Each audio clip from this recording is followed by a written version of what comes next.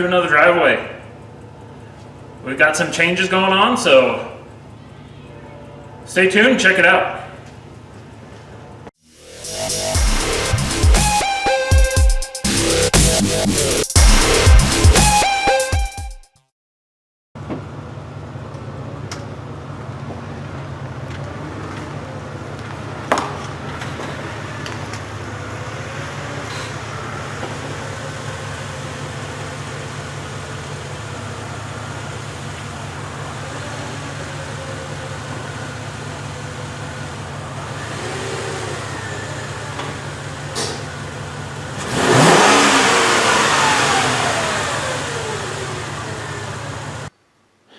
Alright, before we get started on today's project, let's just go over a couple of things that I changed up in here. You can see it's quite a bit brighter. Hit the walls and ceiling with some white paint. The ancient drywall mud started picking up, so couldn't get it looking real nice, but overall, it's a lot brighter in here, and we got a lot more room.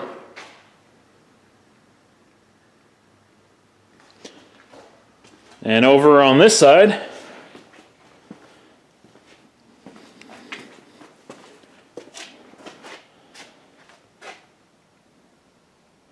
we finally got all of our wood equipment all lined up here. We got space, got our t-shirt contraption there, and our war room.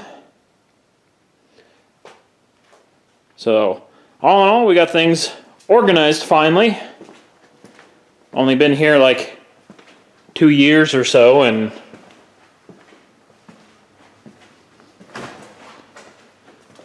so yeah.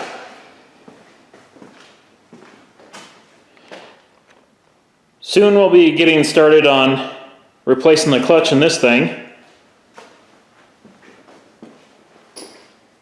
But today we're going to focus on this. That one on that side.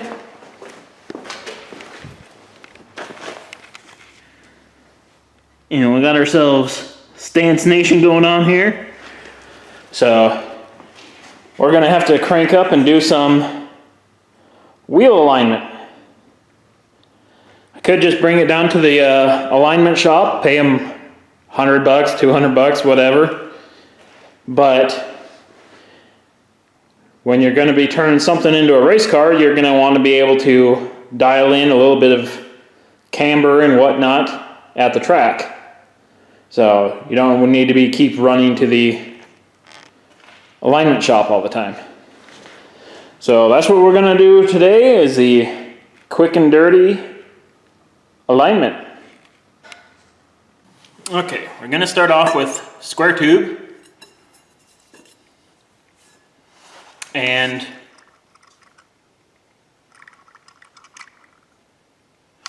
our angle finder, and we're just going to smack that there. Throw that there, and then you can come and see how far off it is.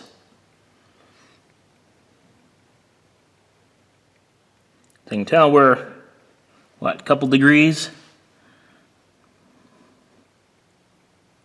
Maybe 3 degrees?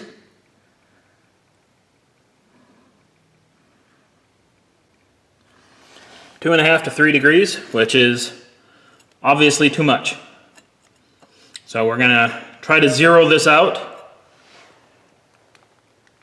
so we got a little more tire patch on the ground. Now of course this is something that you can't really do on the normal Crossfire because the upper link is non-adjustable, but since we upgraded to adjustable ones on here, we can just adjust that right up.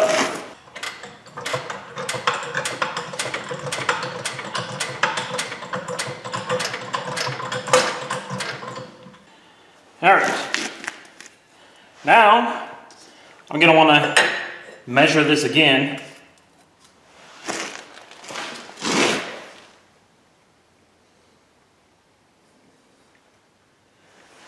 Looks like we're about 1 degree out. So that pretty much means that we lose 2 degrees by having it lifted. So that's where it looked relatively straight, but when it was on the ground, it was tilted in.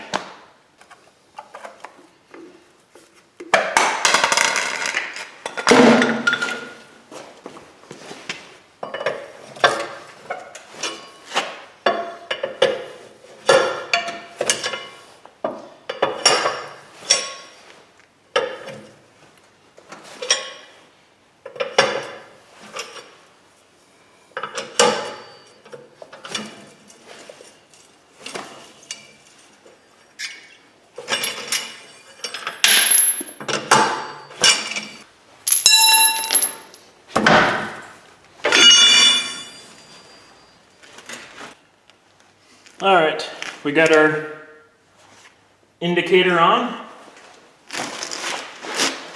So now we're just going to loosen up our link here.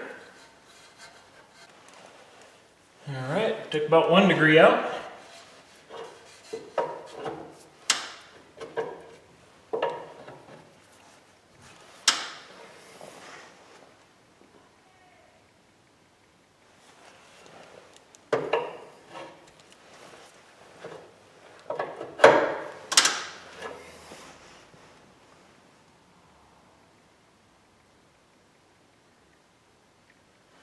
That's about 2.5 degrees.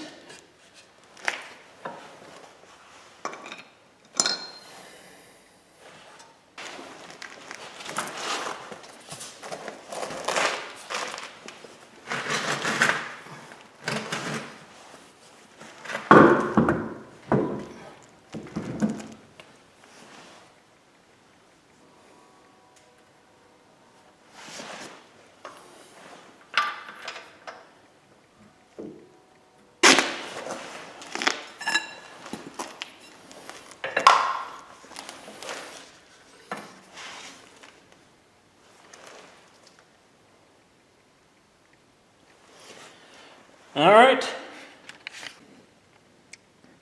We basically got that zeroed out. So we should be good.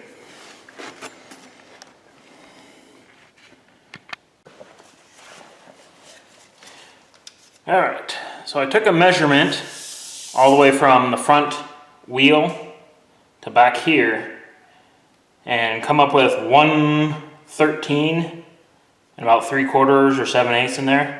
And on the other side, it's already over here at 3/8.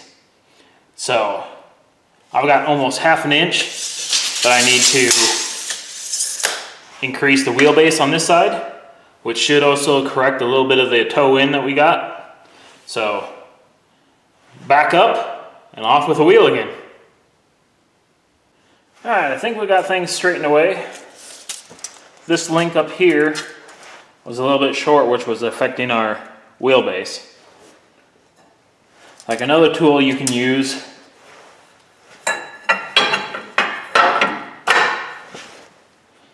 set this right up on the caliper and right on the disc. And then you can find a common body point and measure out from there on each side. And that'll also help you narrow in the toe. It's like essentially having toe in isn't a bad thing. I think on this, toe in will give you a little bit of understeer, toe out will give you a little bit of oversteer. Something along the lines of that.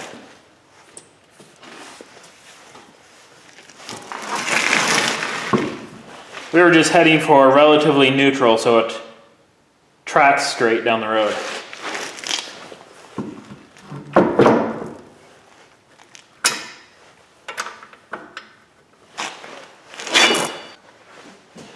Alright, let's check out our toe here.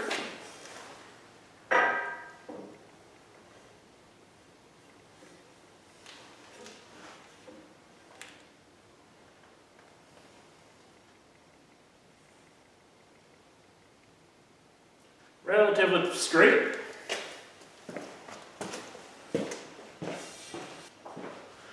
Looks straight on this side too. So, that's not too bad. So at least the car should drive straight according to the body lines. I'll take it.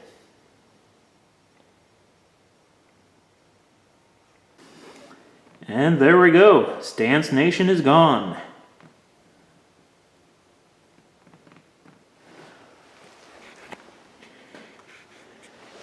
Now I just need to take this thing out and see how it drives. Alright, so there you go. You got to see the modifications done to the garage and what we're going forward with. And then we adjusted the alignment on this thing. So now you know the easy way to do it without any tools. Essentially all that we had was that angle finder and a couple hunks of steel. So no need for laser alignments and all that stuff. And yeah. So make sure to like, subscribe, especially the subscribe part, just so you don't miss anything. We're going to be tackling the clutch on the Tiburon here before too terribly long. And then a bunch of other little sprucing up things. The gas cap is kind of screwed up. And the finish on the spoiler is jacked.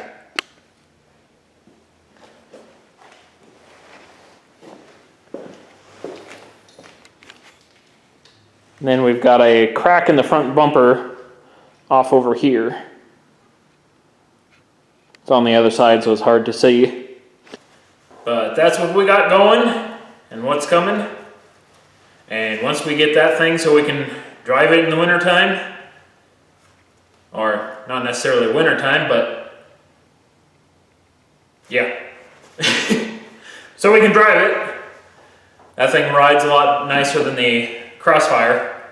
Then maybe we can start tackling modifying the Crossfire some more and maybe even seeing if we can get that big blue Ford that's been hanging around here fired back up again. So stay tuned and we'll see you guys later.